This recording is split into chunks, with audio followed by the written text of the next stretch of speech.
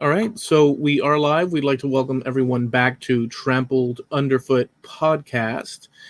That's Trampled Underfoot Podcast with Mark, Lindsay, and Eloy Escagedo, coming at you live from the both sides of the country. Let's say, because ends, who knows where it ends and starts, right?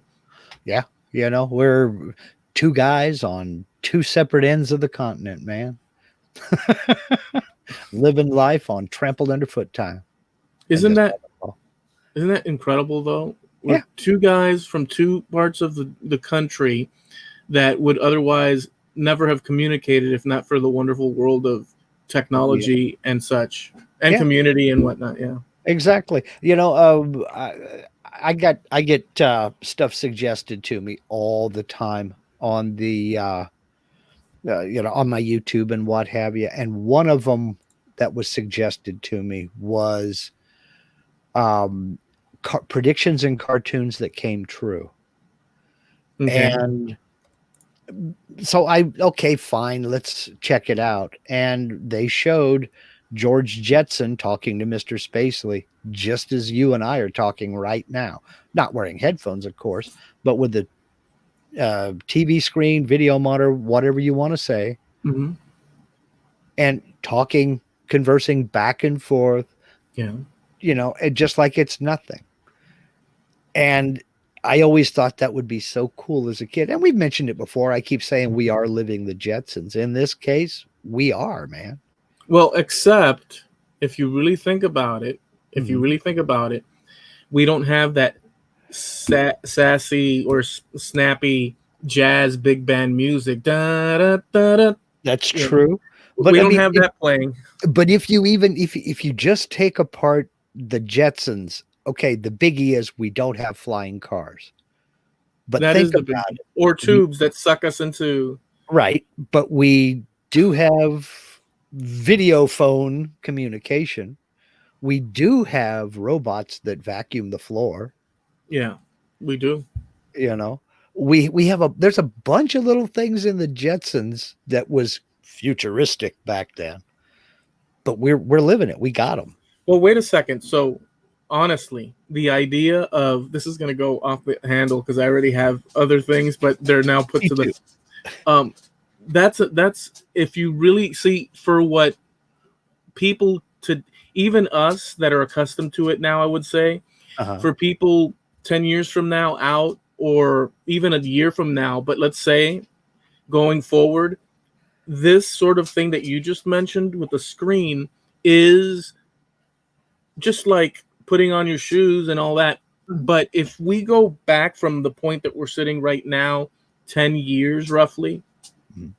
or even I'd have to calculate it out, but like let's say about 10 years, because 10 years would put us in 2010.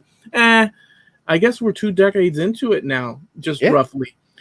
That's pretty insane because time flies when you have technology Well, to keep you entertained. YouTube just turned what was it? What did YouTube just turned what 15 years old or 10 years old? It Something like started in 2005. 2005. So YouTube just turned 15. So 15 years ago, this didn't exist. None of this. None of what we're doing right now existed 15 years ago.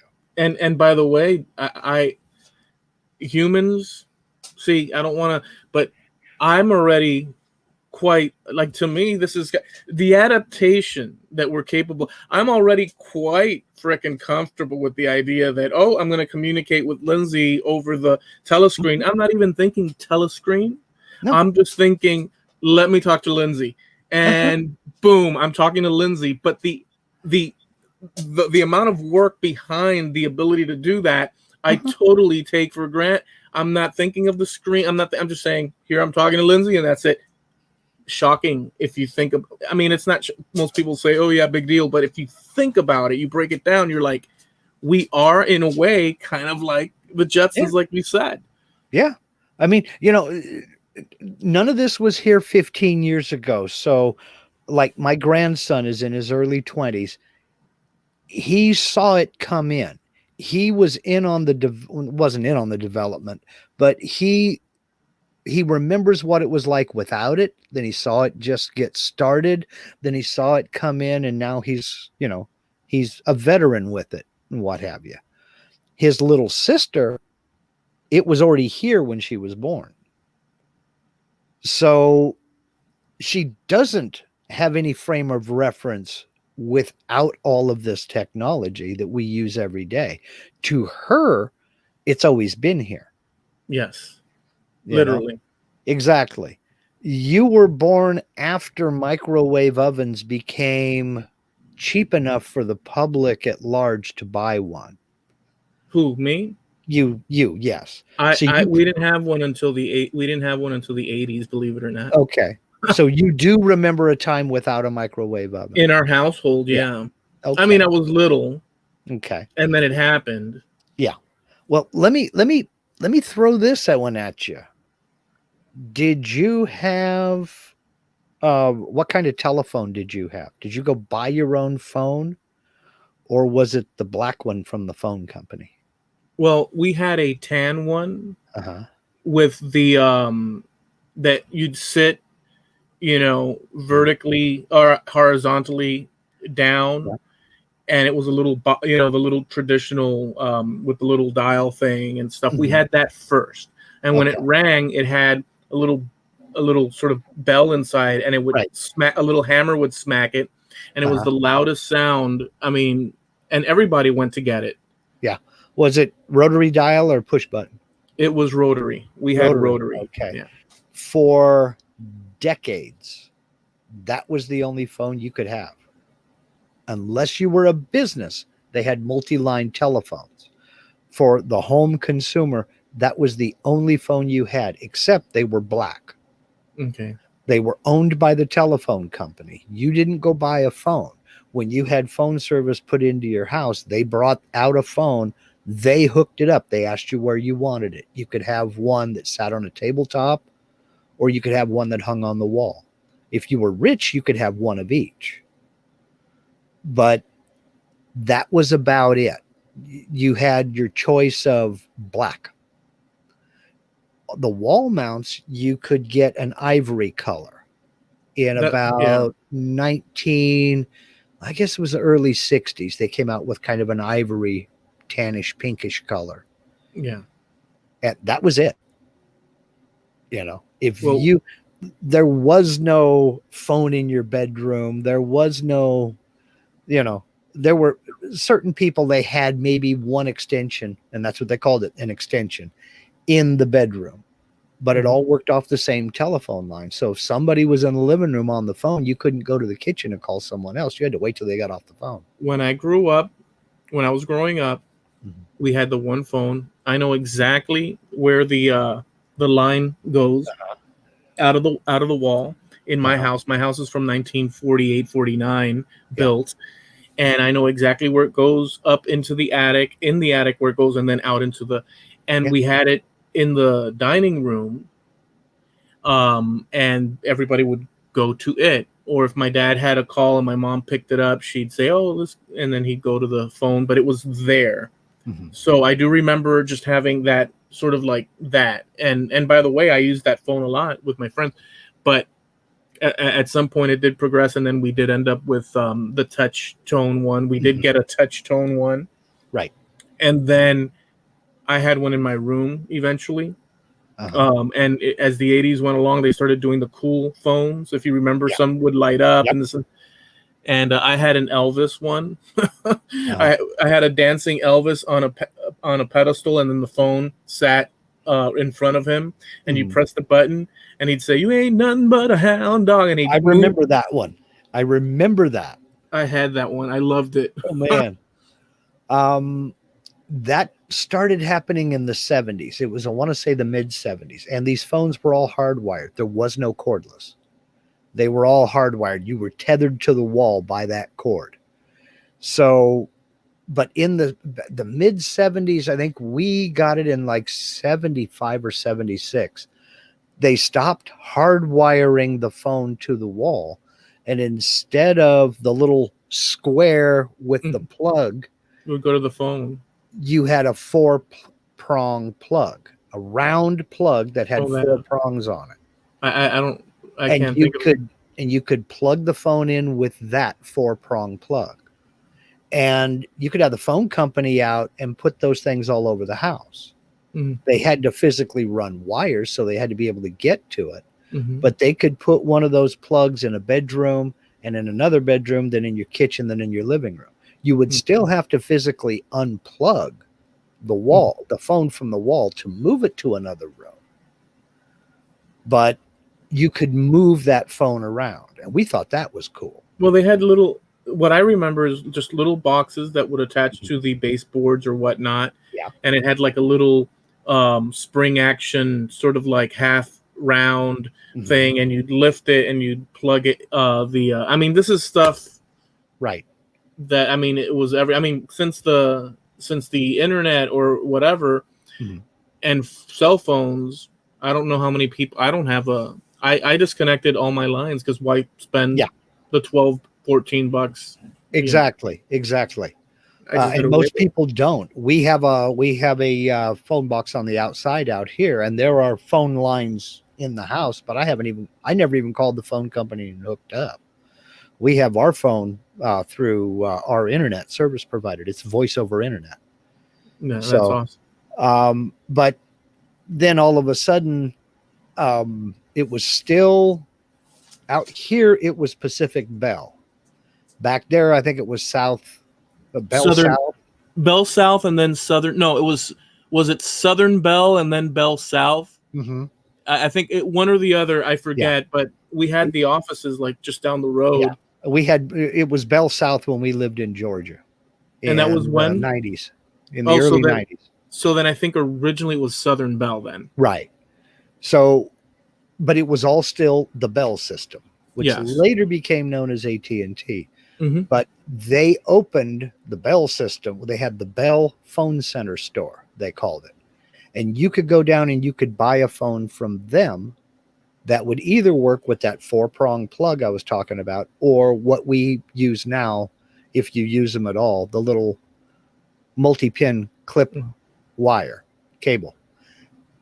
And that's when everything blew up, because the minute they started selling different telephones, third parties started getting involved, and you started being able to go down to Sears and buying a phone from them, because these things were not cheap. I mean, it was $35 to buy a phone, but you got to remember, I was making $1.90 an hour.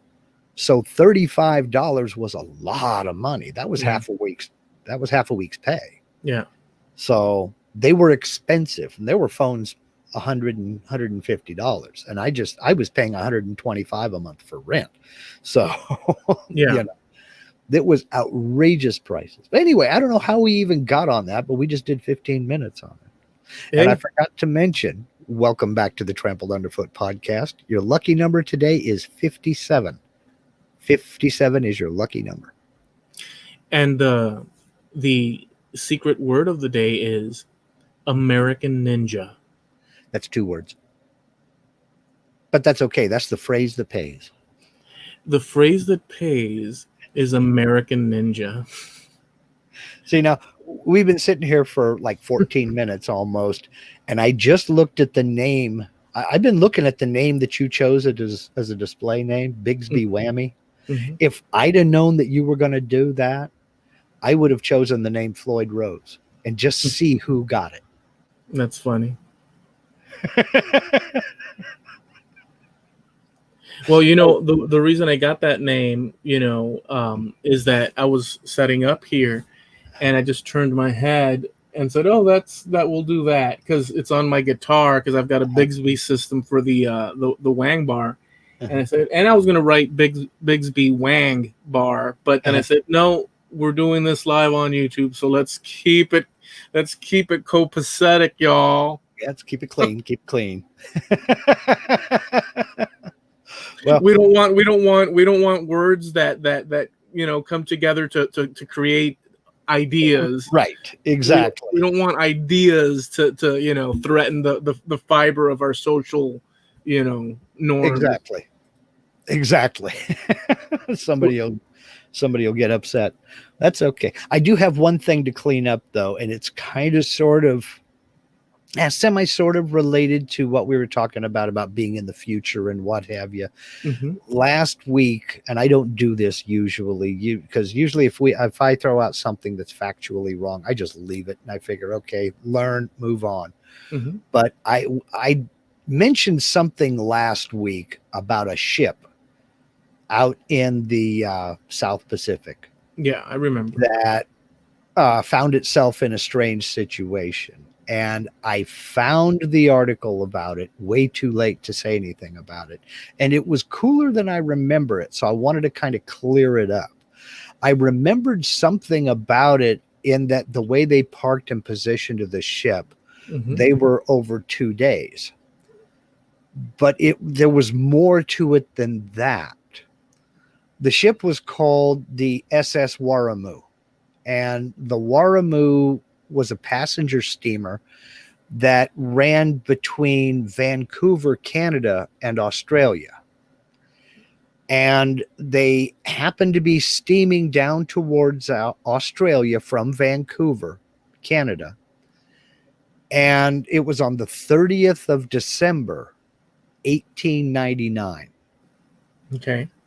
And they got to a certain position, and when the navigator told the first mate where they were, he called the captain, and the captain realized that where they were and when they were there was special. So he told them to alter course and timed his passage to where he had them shut down their engines, and they parked at this particular spot in the ocean so that exactly midnight the ship was across the international date line Mm-hmm. and the equator.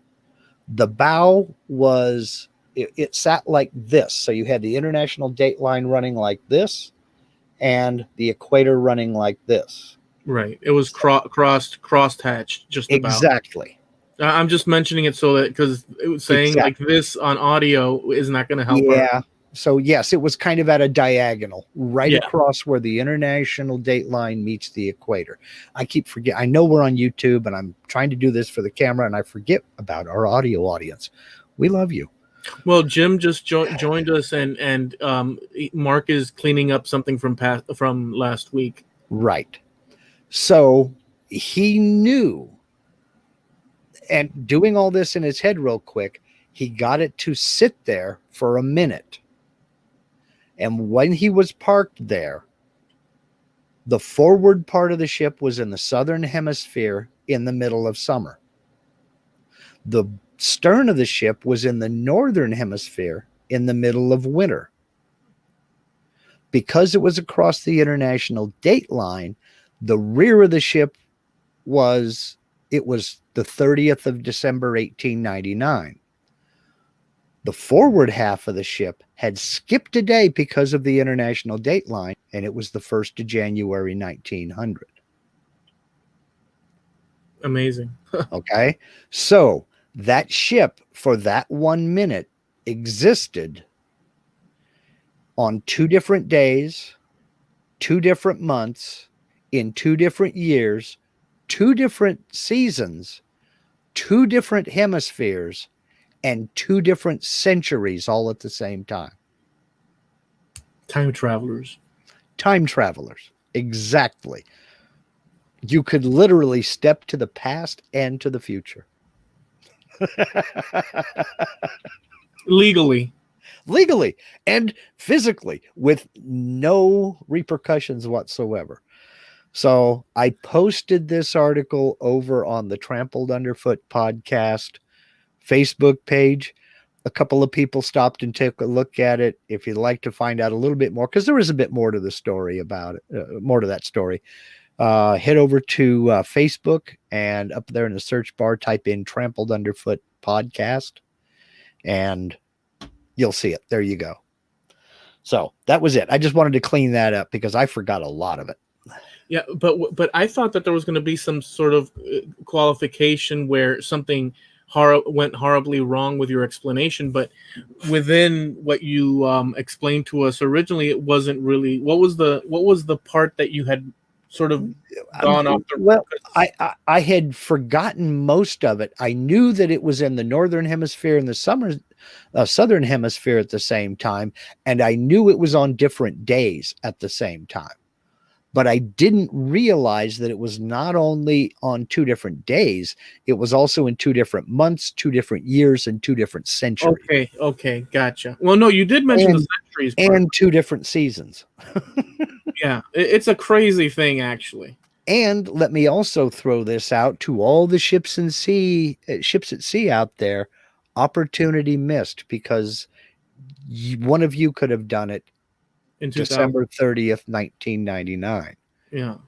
And I never heard a word about it. So I don't know if anyone did it. I don't know if anyone tried it, but we will not be able to be repeated for another 100 years. So anybody who is traveling down in that direction, opportunity missed, tell your grandkids so they can do it. Can't they do it then in another 100 years? Yeah, they could do it in 2099. Yeah. So someone born today that grows up and has kids, those kids have that opportunity. Somebody living today, and I mean, we're talking about as an infant, could do it. As an old man. As an old man. Or woman, whichever. Yeah. Or women live longer than men anyway, so Yeah. Or any of the above categories you want. So in any event. Yeah. We're by the way, for people listening in the future, we are dinosaurs in many ways. In fact, we are dinosaurs even within our reality, our current times in many respects, because we have the changing of the guard, if you can use a term, as generations go by and the old becomes passé and advances are made and we learn all sorts of good things, some for the better and some for the worse. So we're always, which kind of leads me to the things that I wanted to ask you, but do you have any other thing that was it. I just wanted to clean that up. So I have a couple of questions. I'll be very specific here. And this is just a thing that I loosely put together because I wanted to ask you some questions and see what your answers were. I have 6 questions in total. Okay. I didn't know there was going to be a quiz. Well, the good thing about this is that there's no wrong answer because it's just your vantage point of things. Okay. And it's nowhere, we'll go ahead and get into it and see what your thoughts are. So there's 6 of these, and I'll start with this one since we're talking about all this. Number 1, what things about life in the past within your thinking were better then? And this could be on any host, things that pop into your head were better then than they are now. Things that you can think of as that were way better then and now they are now. Yeah, and now not so much at whatever degree or level you whatever's in you thinking of. 2 things come to mind just immediately. The first one that popped into my mind, so I'll pick that one, and that is going to the movies. Interesting. It was a completely different experience back then. Number 1, there were no cell phones, so there wasn't that interruption. There were always, people making noise and kids and things like that. But you had several showings of the movies at various times. There were special weekend showings of the movies with reduced prices because they knew kids were going to be there. And it was more than just, I'm going in to see this movie. It wasn't quite the old matinee type thing, but it was usually 2 movies, double feature. And there was always a cartoon at the beginning and usually a cartoon in between. but it was almost always 2 movies. And so when you went to the movies, it was an all-day thing if you went during the day. If you went to the drive-in, you wouldn't get out of there until, midnight, 1:30 in the morning, depending upon what time it got dark enough for them to start showing the movie at the drive-in. But the whole experience was much better. The popcorn was still expensive, sodas were still expensive, but you didn't really care. You saved up to go do that, knowing that it was going to cost. And the whole experience was just a lot more, it was a lot more fun. Well, within that, as a subcategory question to that, since you said you had 2, but you started with the movies thing, but you said you had 2 ideas of things that were better then than now. But just as a subgroup of questions, you mentioned this whole movie thing. Did you ever, with friends or however it is that you went, family, friends, whatever, did you ever have a movie theater roughly all to yourself as a kid? Did that ever happen? Very close to it. We went to, oh my gosh, we went to go see, it was an early show is why. It was probably started about 11 in the morning. And it was Barbara Streisand and Ryan O'Neal, What's Up, Doc? And I don't remember what was playing with it, but that was the movie I wanted to go see. And there were like maybe 4 other people in the theater. So I wasn't by myself. Okay. It was me and my brother that went to see it together. But there were maybe 4 other people scattered around, the theater. Do you like the non-crowded? Oh yeah, definitely. But, it's pretty good. And that's why I went to some of the odder timed movies. Yeah. Because you could generally figure if you go to the 4 o'clock, because it was going to last about 3 hours, that's right around dinner time. Yeah. So there's going to be fewer people in there than if you went to the 7 or the 8 o'clock. Did you ever, in the midst of a movie, did you ever, as you're watching the movie, all of a sudden either run out of popcorn or treats or soda or whatever, and you're totally wanting more, but you're calculating what is the best time to get up and go so you don't miss every time. Because I mean, or calculating the best time to get up and run over to the concession stand to get your popcorn. Because if you pay for your ticket, walk in and get your stuff right now, there's going to be a rush when everybody gets their stuff and goes to get their seat. Yes. So I would just soon go in and get the seat. And then I'd either tell my brother, okay, you go get your stuff and then I'll go get mine when you get back. So we save our seats, or we just wait till the movie starts and then go. Right. Sometimes I would go during the opening credits, but not all the time, because a lot of times the opening credits were playing over some, the setup of the movie. Yeah. So, you had to be strategic in when you went, but you'd sit there with a bursting bladder about ready to embarrass everybody in the row. Cause I don't want to go to the bathroom now. I can't go to the bathroom. Give me one more minute. All right. I gotta go. Damn. I hope nothing important happens, Yeah, exactly. Those are good things. All right. Yeah. Fair enough. Oh, actually I have one more of this subcategory with movies. Did you so I don't even know how to phrase it because it'll just give away the thing but did you ever get kicks or feet on the back of your chair, making your chair move forward slightly so that you don't have the perfect angle of comfort? Did people ever put feet up on the back of the thing? On occasion a kid would do that, and if mom or dad was with him, maybe Jimmy, quit that. All you do is turn around and look, and they would stop. Usually, I think I only got up and moved over a seat maybe once or twice. Me too. But generally, you could just turn around and give a look to the parent if it was a kid, and they'd be, Jimmy, quit it, or whatever. How about talkers? Yeah, I have moved from talkers too.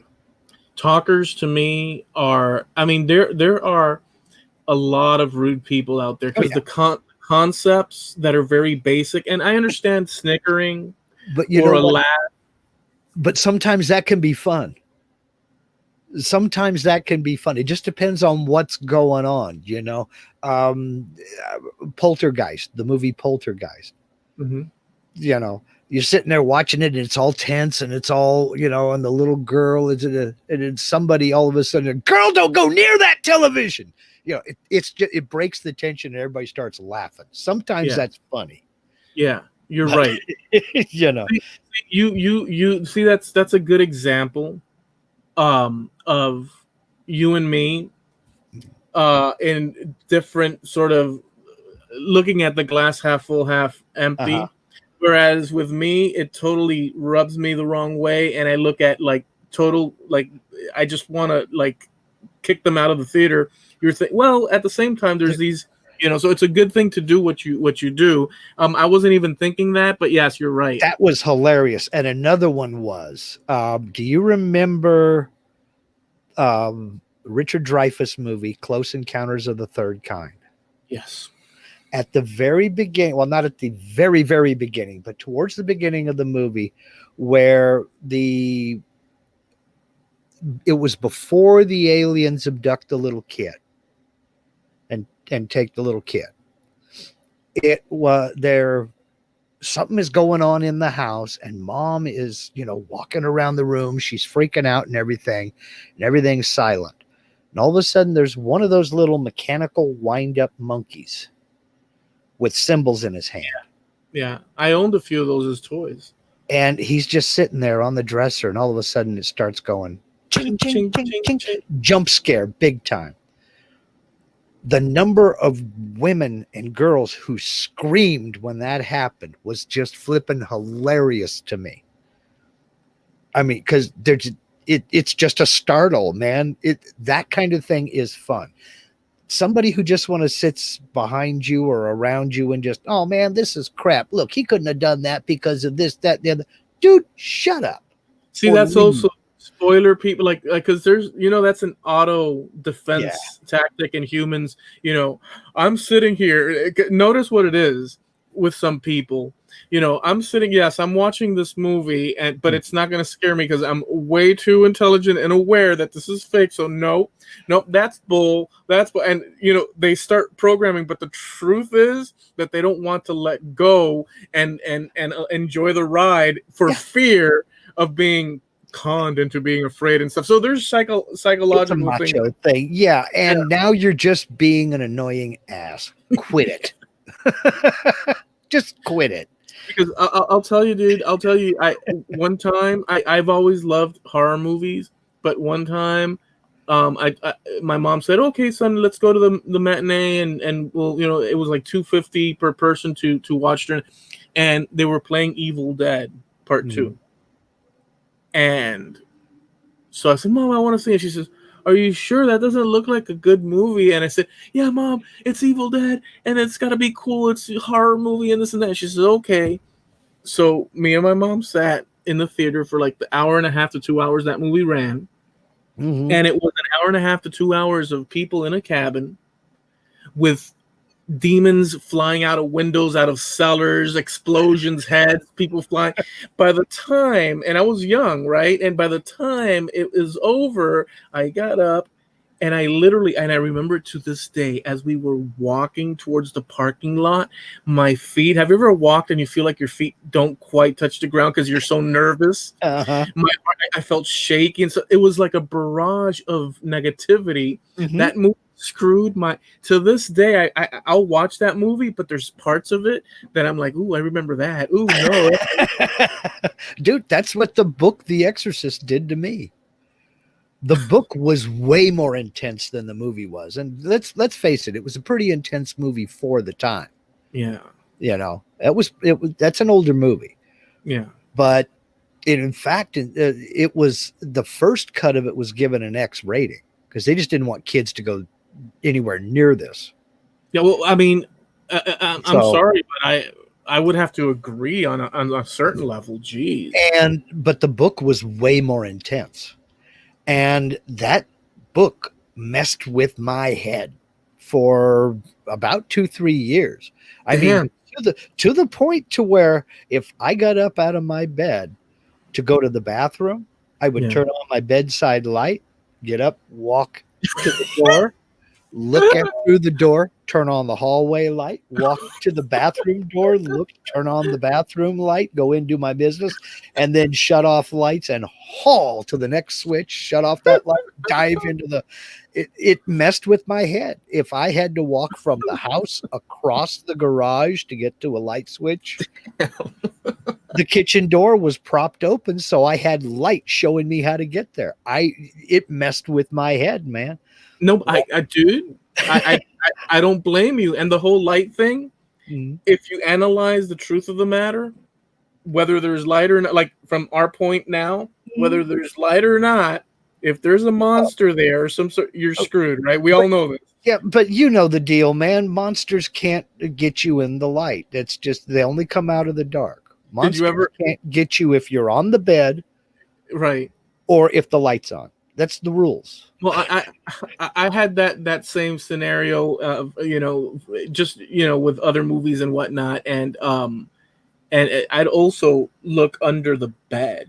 I had this like little skirting on the bed and stuff, and it was a twin bed, and if I had watched some crazy movie, I'd lay down in my mind and I'd go, let me check under the bed. Okay, there's nothing there. Okay, and I do it a few times. Nope, there's still nothing there. You're a braver man than me, because that's where the monster hides, is under the bed. Always. Well, I don't want to always hide under the bed. No, you're safe up on the bed. It's only when you get down. I don't know who. I don't know who invented that rule, but you in the West Coast and me over here, we were following the same guidebook, and nobody gave me a book, and yet we both understand that there's rules. Yeah. How that works, I don't know, but it's part of evolutionary process, man. I mean, you're in bed, you're safe, you're warm, you're comfy, everything is cool. It's only when you get up out of bed that the saber-toothed tigers can get you. It's an unbelievable thing. All right, so what was the second thing looking back that was better back then in the past than it is nowadays in your mind? Listening to music. Very good. That's a great one. Listening to music. Listening to music with friends. You and I both remember, we would make it a point. It was an activity. It was something we wanted to do, to go over to a friend's house to listen to an album, a new album that they bought or that you bought. Yeah.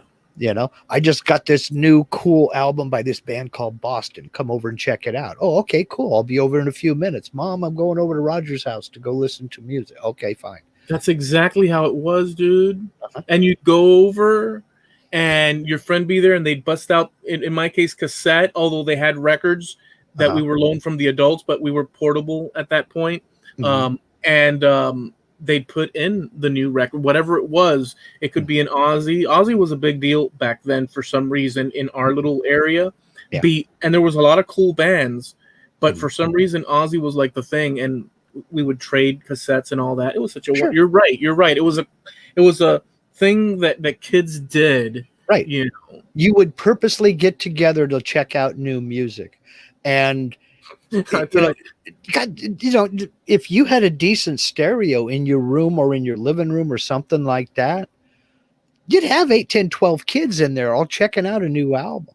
And then they had to go out and buy it. I think living rooms were probably responsible for more album sales. Living rooms and bedrooms probably sold more albums than any kind of advertising ever did.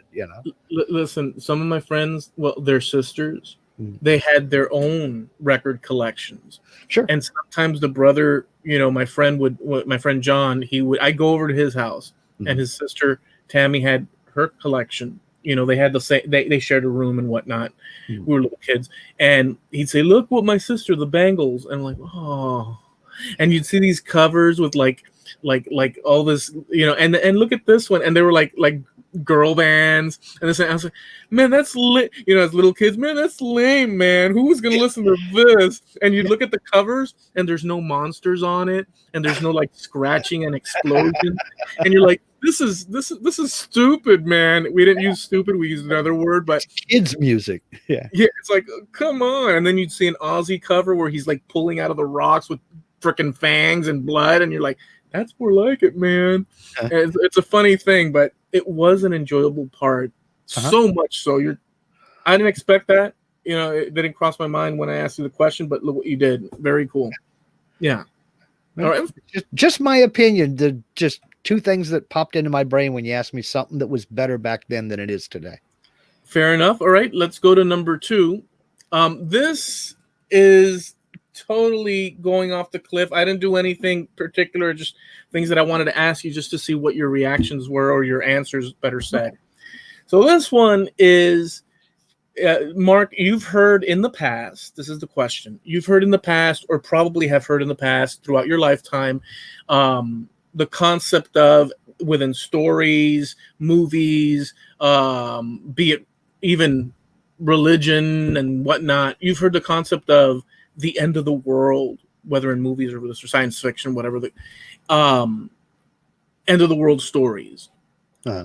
What are your thoughts? Are we perched at the cliff and edge of forever? What ideas come from that is my question. Okay, so I have a question about that. I have to ask a question to qualify, see if you're talking about. Are you talking about the physical end of the planet Earth? It's gone. It's a bunch of pieces floating around in space. Or do you mean the end of humanity, the end of the human race? It could be either. It could be either, or whatever you'd like to share. Okay. Are we on the precipice of that? I don't think so. But then again, you never can tell what's out there beyond our ability to detect it. There could be a meteor the size of Mercury headed for us right now, and we just haven't detected it. What we can do about it when we see it or find it, I have no idea. It's kind of like turning on the light if you think there's a monster in the garage. Do you want to see what's about to eat you before it eats you? Or do you just want to get it in the dark, because you're not going to stop it from eating you. It's going to eat you. It's right. Just, you want to see it while it's happening. So, So let me ask you this. So you're go ahead. The end of humanity as a species, as a race? No, I don't think so. Ever. You have not right now. As far as what's going to end the race, I think it'll be of our own doing. If it's not a natural disaster, worldwide catastrophe, like a big meteorite or something like that, that like caused the dinosaurs' extinction, I think it would be of our own doing. But when you look at how many billion people on this planet to wipe out all life on this planet, I think if we wanted to do it now, I don't think we could. I mean, we could thin the herd quite a bit, but if we wanted to kill off every form of life or every bit of life on this planet, I don't think we could do it. Now, having said that, the solar system, our sun, the solar system has a lifespan.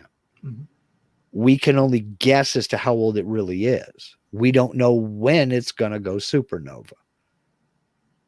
So, I mean, it could be in the next 5 minutes. It may not be for another 500 million years. So the planet Earth will one day be history, gone. It won't be in my lifetime, I don't think. And if it is, I don't think I'll ever feel it.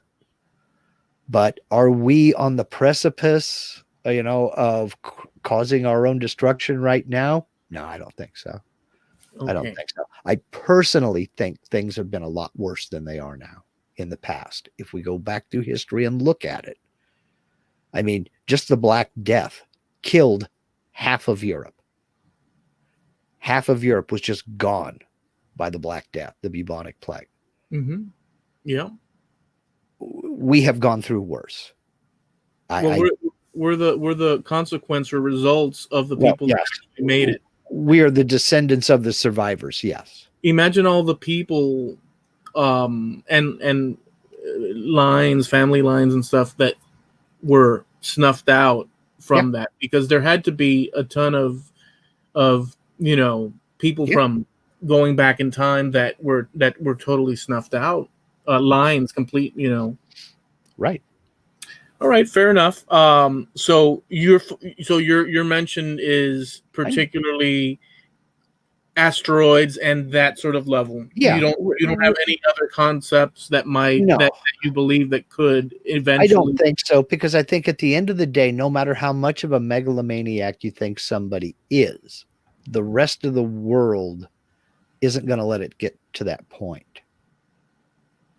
There's a reason why we haven't had another Hitler or Napoleon.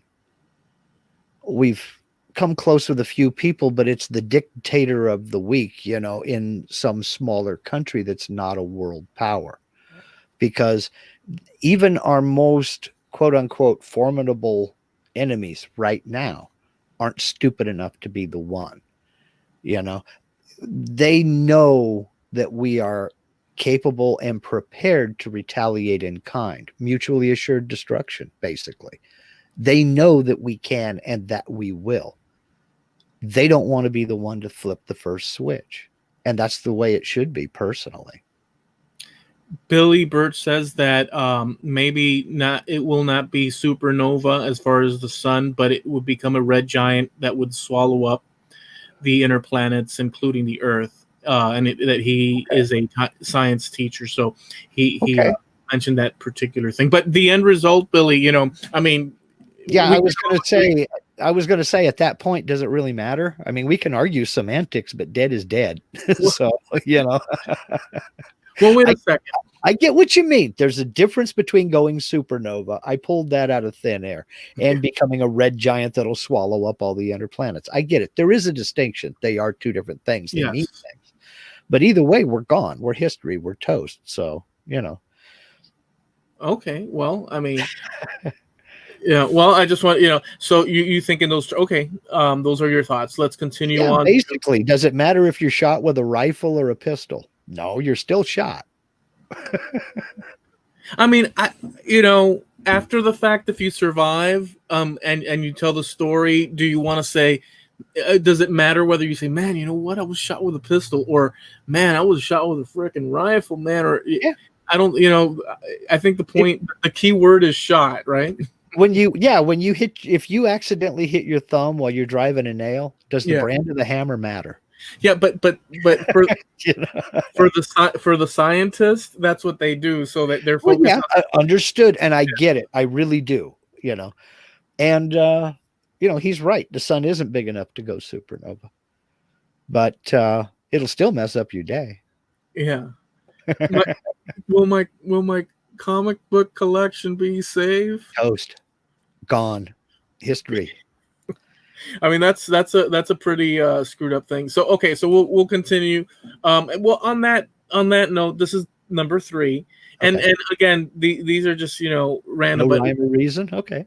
Yeah, it just one sprang from the next and stuff. So, what, in your belief, what is the most? What are humans most likely, in a general way or specific way, in your learning as you've grown up and experienced in life? What are humans most likely? What are the things or attitudes? What are the things that they're most likely to take for granted about just life? If you could think of a few or one or whatever. Their very existence. They take for granted the limited amount of time that we have here. There are no reruns. There are no second rides, and it's a damn short ride. So about all you can do is learn as much as you can, try to teach as much as you can, be decent to people, and mind your own business, and just be a decent person and enjoy life, enjoy the people around you, enjoy the people you hold close to you, enjoy the fun, be there for them when it's not so damn fun.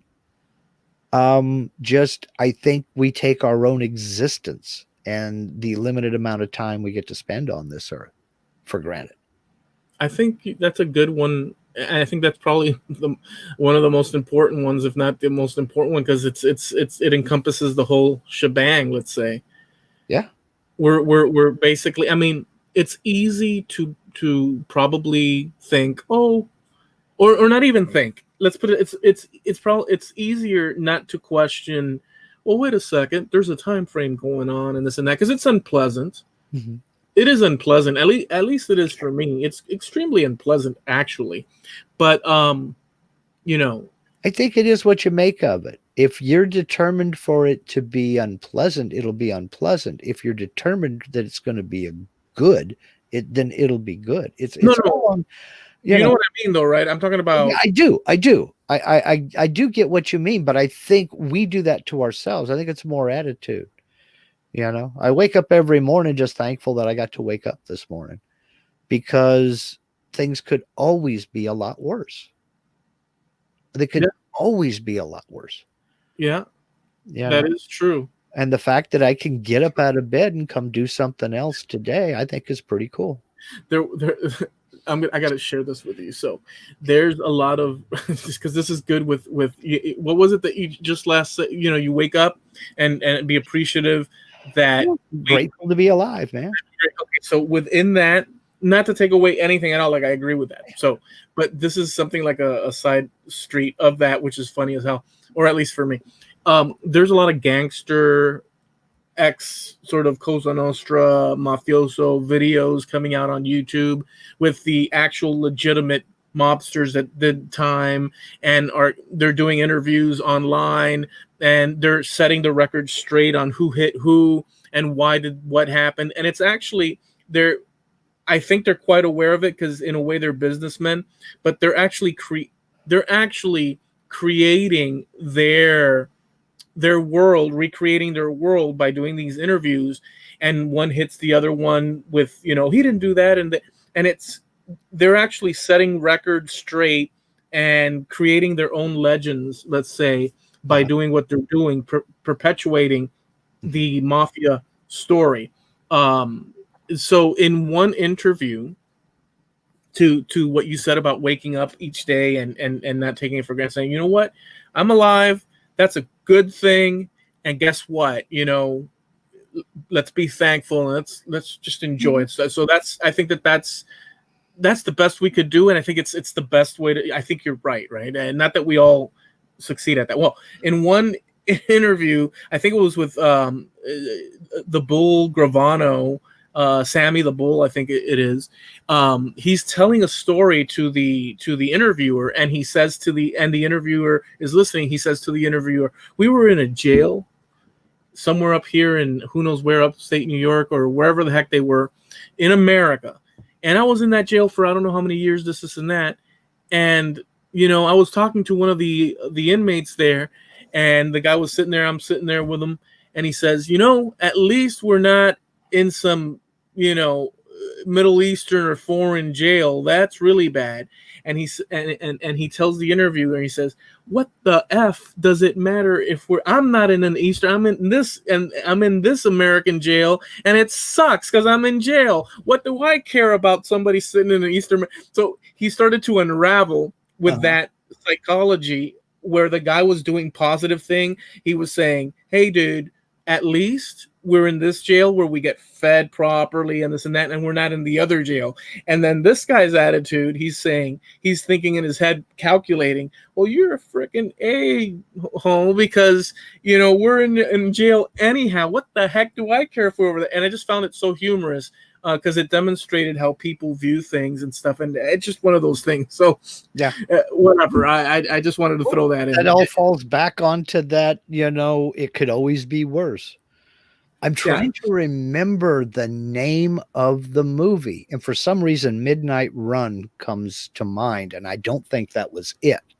Yeah. But it was a movie back in the 70s, late 70s, early 80s, about a guy who was arrested and imprisoned for smuggling drugs in Turkey and literally thrown into a Turkish prison, and about his story. and the stuff he had to go through. Yeah, be glad. They should be glad they were in American jails where they were at least being treated humanely, Yeah. I mean, well, that's the bottom line. But like to this gangster guy, hearing that from the other gangster guy, he's like, dude, what are you talking about? Someplace in Europe? What the heck are you talking about? Someplace in the Middle East? I'm not there. They're not me. I'm here right now in this place, and it sucks. And so that whole thing, I just found it Sure. ultra humorous because Sure. Human conditioning and stuff. All right, let me move forward to the next one. See what you think. Okay. So, okay, this one's a big one, but I just want to see what you think and whatever your thoughts are.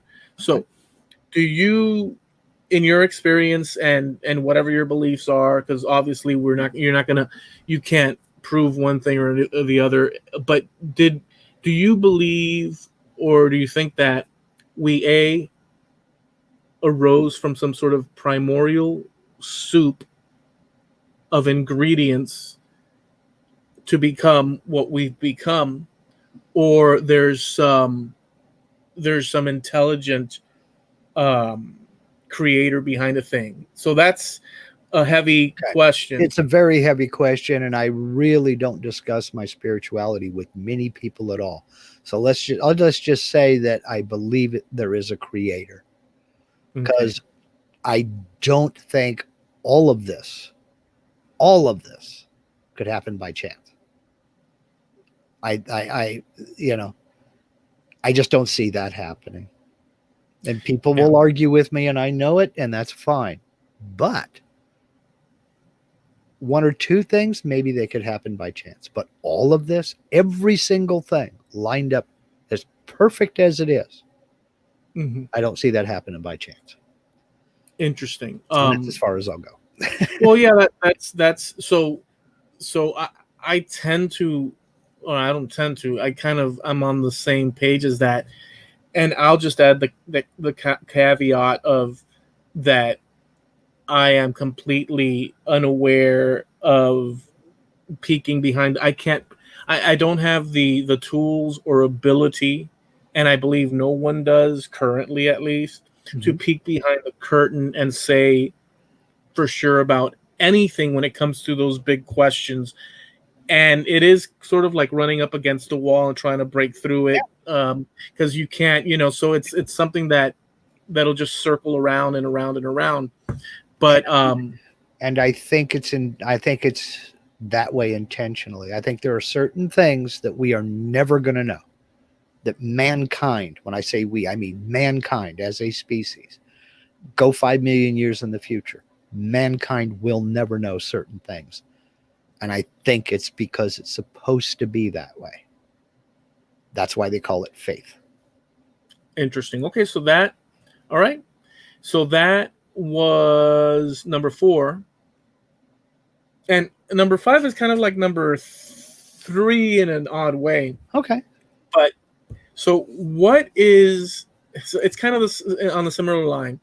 It's not like I sat and stewed over these questions for days on end, but what human behavior, wait, did I say just behavior? I said, okay, so what human behavior, action, or trait do you find the most dislikable and unbecoming of human beings, in a generalized way or specific, if you have just a trait or Man, the first one that came to mind was closed-mindedness, but it all comes back around to an out-of-control ego, which can take several forms. My mind is made up, don't confuse me with the facts, kind of thing, and that also comes into preconceived notions, assumptions. It's basically an overinflated ego, self-importance. I'm just a guy. I'm just some dude sitting in a room in Southern Oregon. And how little of an effect I have on anybody else, even in Southern Oregon, can't be measured. I'm just some guy. Knock off the ego. It's not about me. It was never about me. And most of it's none of my business. So live my life the way I can, the best way I can, the best way I know how to do. Never stop learning and try to teach to people who want to know. And when we get so full of ourselves that we just absolutely cannot avoid bringing attention to ourselves in some way. I mean, I say this while we're live streaming on YouTube and going to edit this audio and put it in a podcast and hoping that many, many, many people out there will see it and hear it. But at the end of the day, I'm perfectly fine with nobody hearing it at all. You know, I have to focus on the now, what's here, my wife, our home, what we're doing to try to be happy with one another. And what everybody else is doing is really none of my business. So it's the egotistical behavior, selfish behavior, self-centered behavior that constantly demands attention, because that spawns the other things, the stealing, the injuring other folks, the, you know, everything else is done mainly for ego. It's to get me something. Very interesting. For me. So, well, I will have to say that if I had to choose one, it would be that, or within the category that entails, because there's not, so that branches a lot of things like you just mentioned. It sort of like conjures out from it. It from it is born other unsavory things. Yeah. You know, yeah, my old man, I'll just say this, and I've said it before, but my old man, and he was completely into the things that he was into, you know, wholeheartedly, whether it was writing his book or collecting data on, you know, people imprisoned in Cuba or murdered because of communism in Cuba, or interviewing people in the Cuban exile community in Miami, right, or trying to find missing persons with people from Cuba, sending them letters of, oh, last seen here, and this stuff, to that world. My father once took me by the arm and pulled me out. And so the reason I mentioned all these things that he was into is because you can be totally into and have confidence in the things that you do, but the humility side with that missing element, you know, people can misinterpret, you know, a person's way of being, but when it comes down to it, look at the whole person and look at what they do. So there's room to be that, you know, if that movie star is a successful movie star, but don't be a jerk. Don't be a snob. Don't be, you know, or be it if you want, but people see that. So there's these, well, anyways, my father took me by the arm one day. I was a kid, and he pulled me outside and he said, son, and these are like one of those teachable moments. And I've told you this before, and he pointed across the neighborhood. He says, take a look at all your neighbors, the vehicles and all that. Don't ever worry or care what other people are doing, whether your neighbor has a boat, two-tiered, sitting in the driveway, whether this guy's driving a Cadillac, whether this and that. Don't worry about none of that. Worry about yourself. And this is a lesson he was teaching me.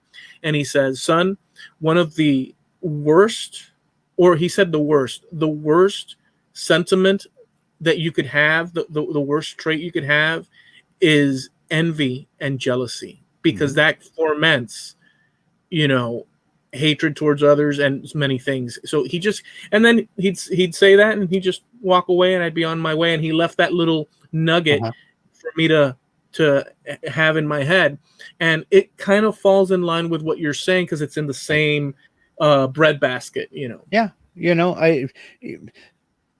Did you ever meet one of those people who thinks they have you figured out within about 5 or 6 minutes of meeting you? Yes, and you can tell, you can see them, and you can yeah, and immediately, what what your problem is. Mhm. Whoa. Number one, you're not my shrink, okay? Don't worry about me. I'm not worried about you. Don't worry about me. It's more ego. I mean, why do people lie? To protect themselves, to protect egos. Well, I do want to. Well, You know, so it to me, it all comes over an overinflated sense of self-importance. None of us here is going to be here forever. Mhm. None of us are really, in the great grand scheme of things, that important. We can be important to people in our lives. We can be important maybe in our city or county or something like that. And if you aspire to further greatness, go for it. But as you say, don't be a jerk. Mhm. And I don't remember who said it. Be nice to the people you meet on the way up, because you're going to meet those same people on the way down. Yeah. You know, I have made a lot of decisions based on how people treat the wait staff in restaurants. You know, if you think a person is beneath you socially, economically, what have you, how you treat that person is an important factor in my decision making about you. And it goes back to that self-inflated ego. I just That is an important point as well. I also, that you said is very important, because if you are at a restaurant and you know the person you're with or whoever is being, you know, a little bit, you know, stand or like swatting the person away in their demeanor, that says a lot about the person, and those things such as roles of importance and power and all those things. and And there's room for, maybe there's a couple that's arguing or a little bit, you know, out of the, and they're sitting at a restaurant and they might be a little bit, there's degrees of things, but the act of treating another human being just lower than you, that is I'll give you an example. I can give you an example. When I was fairly new to real estate, and when you're fairly new, people reach out to you. People within the industry will reach out with you and want to have a meeting. And I was contacted by a mortgage broker who wanted to buy me coffee and sit down and talk. And what this is it's kind of a getting to know you kind of a thing. And his end game is he hopes that you will bring him business. That if folks ask, well, who should we talk to about getting a loan? Well, I know this guy, Fred, and he can take care of you. Well, this guy who I'll call Fred, it was just the way he talked to the server who was taking care of us, and we're just having coffee and pie. But he treated her like she was an annoyance, like she was in his way, like he had no use for her. Get us what we want and go away. right. I never took him a single client. I never referred him one time. I let him buy me coffee. I listened to what he had to say. And then in an appropriate amount of time, I excused myself, said, thanks. I really appreciate it. It was nice to meet you. Took his business card, but I never sent him a single client. Because if he's going to treat somebody who is working for a living that way, well, right off the bat, you don't treat people like trash. I don't care who you are or who you think you are. I don't care how important you think you are. Secondarily, how does he know she's not going to come to me and want to buy a house? Now, after he's treated her that way, do you really think I'm going to take her to see you, buddy? No, not going to happen. Yeah. You know? Yeah, I totally agree with that. I do want to before we move on to the next, because we got just a couple of more, but before we Okay. do, I do want to go back to these people that you mentioned that when you, what was it you said that when they first meet you? Oh yeah, they think they have you figured out. Okay, so that bit, that's something that I've always, like, my spider senses always light up with that kind of human being, because the assumption is that in their world, it's a self-defeating sort of cycle that occurs with certain human beings. Actually, we all have degrees of that where we think we have something figured out, and but you have to, Sure. at least for myself, and you've heard me mention it a lot, and Mhm. the reason I repeat it a lot and on air, the saying that, well, I think, I'm not sure, but that's what I believe. Like, I always make those qualifications, is Mhm. because I always want to actually not only to show that to others, but to remind myself Mhm. that if I'm going down a certain road, it could be frickin' like space aliens and frickin' like, lizard people and antennas and pyramids and this and that. Well, I can go down that road, right? Because, I have the free will to think and such. But I always remember or try to keep my mind saying, well, wait a second, but I could be wrong. I always use that because we can Well, get away from ourselves. yes, I mean, because we're human, big time. because I live in my head, Right. and right now these are two worlds that are conversing, and with folks joining Mhm. us, and it's a rotation of ideas and Well, stuff. yeah, All you it only takes, know your experience, and I right, only know my experience. right. So, It's a good thing too. Maybe that's a reason why we've been able to do this for as because we have certain agreements, mhm. maybe not on specifics, like when we Sure. talk about conspiracies and this and that to whatever degree, or and which is fine, but we have certain understanding on basic, sort of like roughly thereabouts communication Sure. standards, kind of, sort of, where it allows us to continue these Mhm. conversations. But that might not be the case with other people. They're not willing to, they don't have the tools to use those mutual Mhm. understanding of how to Yeah. proceed and stuff, whatever. I think I'm getting away with from myself right now too, but you get what I'm saying. Yeah. I do. And that's why I try to be unpredictable. I mean, ask my wife. She doesn't, she kind of knows. I mean, we've been married for 32 years, but you don't know what I'm going to do. And it's because of people who think they have me figured out. I'm the guy that will do the weird thing just because you don't expect me to do the weird thing. That's why I know for sure. That's why I know. That's why I know for sure that you, within the next week, if you haven't already, will have watched. What was that? The Truman The Show. Truman Show. See, you couldn't even remember the name of it. It's that important for me.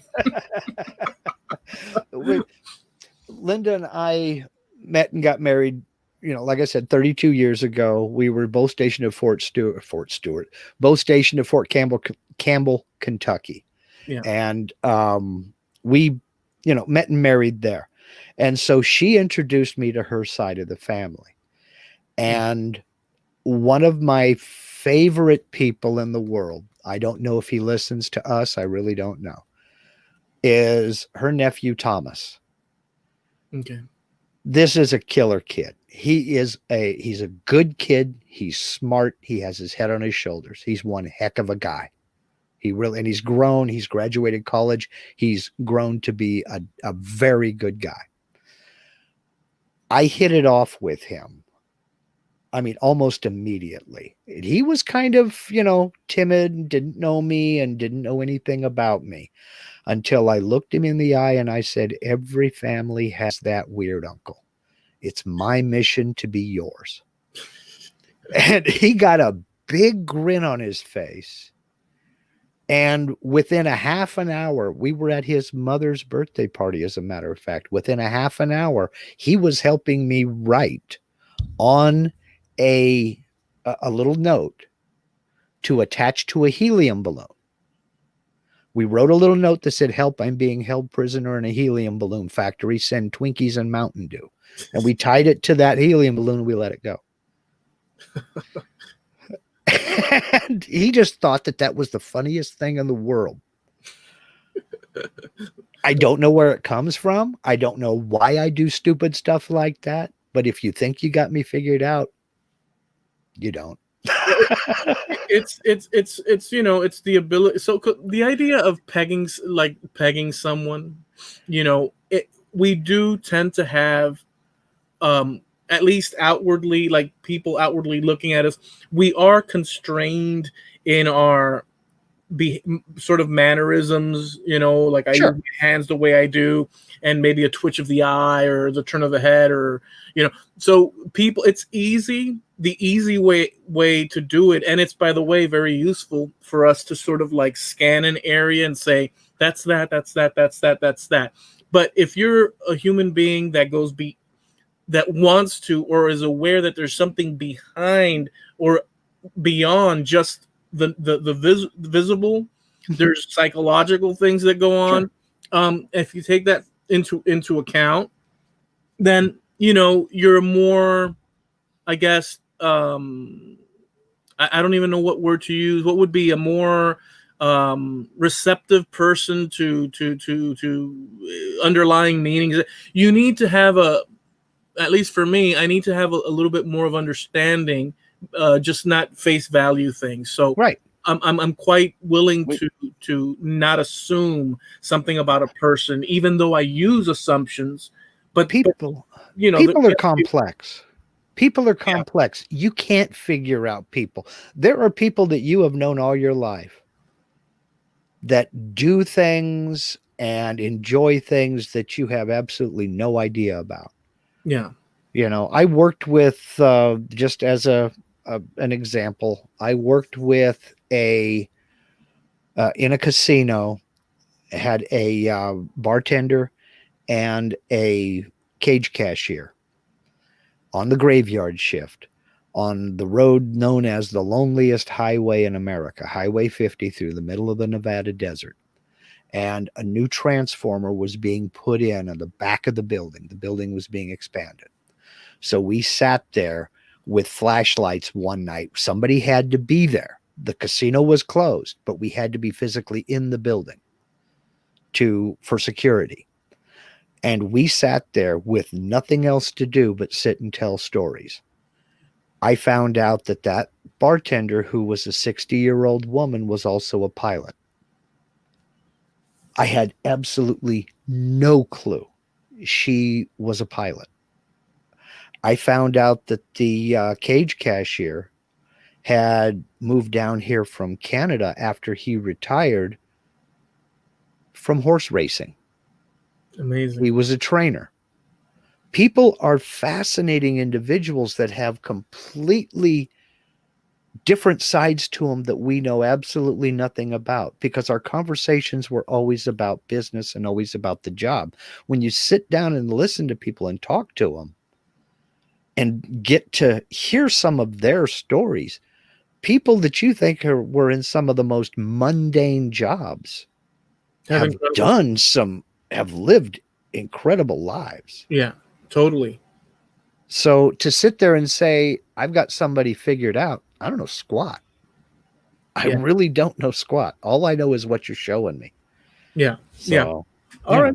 So let's because we're running out of let's go to the next one, which is actually the final one. Okay.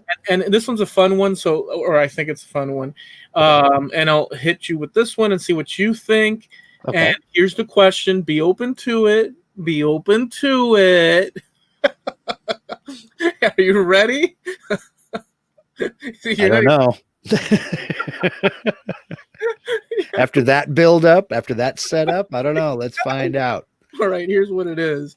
I'm gonna there's a list. Okay. So here's the question, and then there's gonna be the answer. It's multiple choice. Okay. It's not multiple. I'll explain. You'll see now. So okay. Here's the last one. If you were stuck on an island. Here we go. and could only pick one of these, what would they be? I'm going to run you down the list. You can only pick one. It's your decision to food. You're stuck on an island. There's no choice. It's just food. You can pick any food you want, and that's what will be there for you consistently. Just one food. And you can be creative and figure whatever you want. One food, always the same food. The same food. Always. Forever. In abundance. Well, you get your yes. Okay. All right. Boy. Well, that's a hard one because everything that I'm thinking about has to be prepared, so I would have to have all the ingredients. No, if you're thinking of a thing, it'll be think in an abstract world, it'll be given to you. Like, forget the fact that you're alone on an, like, let's break out of that. Okay. One. And I hope your mind never popped in with pizza. Or did you? Did you think pizza? No, actually, I was thinking club sandwich. Holy smokes. Okay. Well, is that because the reason club sandwiches is because of take apart its ingredients. You got 2 or 3 different types of meats. You've got 2 or 3 different types of vegetables, and you got bread. I'm set. Well, yeah, club sandwich. I mean, I'm sure that after I don't have to eat it as a sandwich. I could just have the turkey. True. And some bread and some lettuce. Well, you're right. So you have a full meal in a sandwich. Right. And then maybe in an hour, I'll have some ham and some tomato and another slice of bread. All right. Fair enough. That'll work. Beverage. What beverage? Coffee. Without hesitation. Coffee. Oh, wow. See, that's a good, because when I was writing them, I said, I'm going to hit Mark with these and see what he says. And I got to beverage. I said to myself, man, I don't want soda. I mean, that's going to be disgusting. I didn't think of freaking coffee, dude, because without coffee, I am one grumpy, useless. All right. So one animal. Which would be pet, labor, whatever you want. Oh, dog. I can do my own labor. Dog. Perfect. See, I think that's very reasonable because I'm a dog kind of guy. You know how it's a meme by itself. Yeah. You always find at the party that one person over in the corner playing with the dog. Yeah. That's me. I am that guy. At my son's wedding, I played with the dog there. I talked to the people around me too, but I spent most of the reception playing with the dog. Yeah, I mean, hey, I'm with you on that, dude. Because here's the funny thing. They're people too, in a sort of roundabout way. Not really, but you know what I mean. Like, yep. I see them as completely valid, living creatures that deserve... a little bit of They are the only animal that love you more than they love themselves.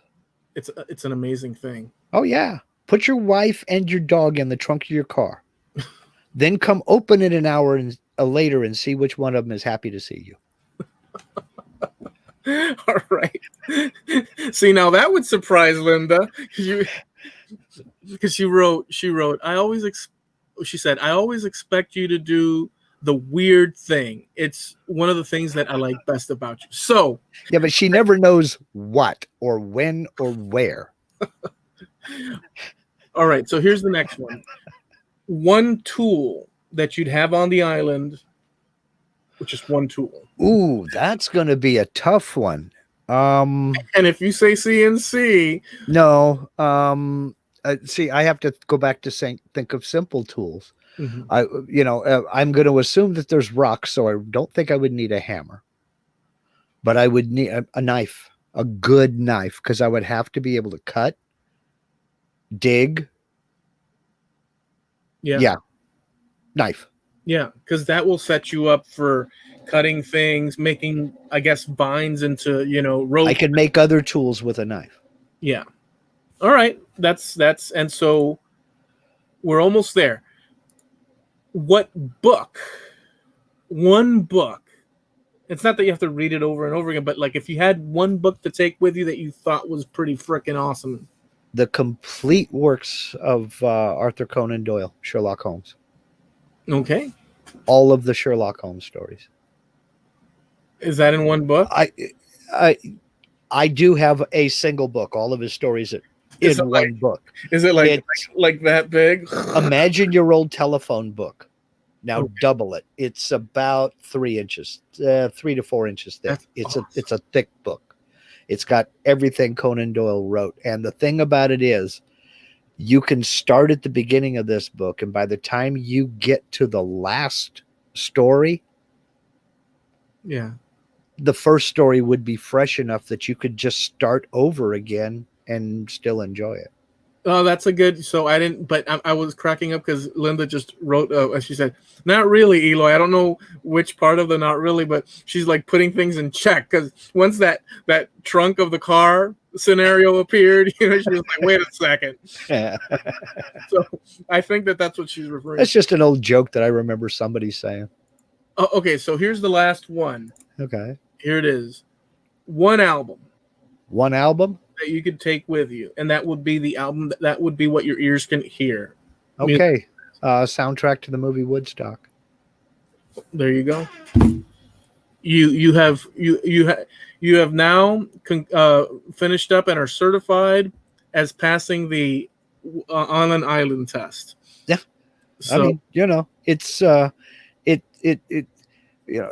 assumes other stuff. Like you said, what food? You're assuming that there's water. Right, yeah. Because you can go without food longer than you can go without water. You're still going to die, but you can go without food longer than you can go without water. Yeah. So, but yeah, I mean, I don't know. I'm a pretty simple guy. Well, no, I mean, what can you do? You're on an island, so you're sitting there, right, with a club sandwich and a knife in your hand. You got a big, book. No, I'm going to change one of them. What tool? I want a satellite telephone so I can call somebody and get the hell off of this island. There's no do-overs on this episode of Trampled Underfoot Podcast. So listen, I do want to mention that we are sponsored by Harneal Media. That's harnealmedia.com. And if you have a need for a website, or you want to set up your own web store trying to push items out there that you want people to see, products, etc., all of your creative ideas, you can head over to harnealmedia.com and talk to Steve over at Harneal Media, and he'll set you up. It's a personalized service. It's a one-on-one conversation, and he'll get you a website, web store, etc. With that said, we are live every Tuesday, 9:30 Eastern, 6:30 West Coast time, and that's on Trampled Underfoot Podcast on YouTube. Thank you. I started, why I started losing it for a little bit, because I started recounting the moment I was saying, I said, did I say that right? Did that come out smooth? And I totally, went off the beaten path. So we do have the YouTube where we go live every Tuesday, 9:30 East Coast, 6:30 West Coast. And then we also have a website, trampledunderfootpodcast.com, as well as a Facebook page, which I mentioned before, but needs mentioning again because, we need you to go check it out just to kind of see that we're right. It's really there. That's the Trampled Underfoot Podcast on Facebook. Anytime we mention a video or a movie or a song or something like that we have seen, or picture or photograph, whatever, or maybe even an article, we post it over there on our Facebook page so you can see it for yourself and see why we got so jazzed about it. For instance, I have posted the story of the SS Warrimoo, the ship that missed 2 days, but gained 2 centuries. It's an interesting article. I just thought it was cooler than heck. So go on ahead over there to Facebook, type up there in your search bar, Trampled Underfoot Podcast, and head on over to the page. And we want to hear from you. We want your input. We want to know, do you have any ideas that you think would be cool for us to talk about? You want to show us a video, post a picture, something like that. Head on over there to Trampled Underfoot Podcast on Facebook and let us know about it. All right, that was awesome. We do want to also, I think, I don't want to put this out there. Well, maybe I shouldn't. I was going to say congratulations to Jim Dockrell, because I think like he bought a church. I don't know. We'll stay tuned to that one, but something crazy is going on over there. I think it's pretty darn cool if that's the case, but I could be mistaken because, sometimes Facebook, doesn't tell the whole truth. Thank you guys for hanging out with us. We'll catch you next time. Hope you enjoy the rest of your week. And I think that's it. Peace. Love, peace, and chicken grease. Have a good one, y'all.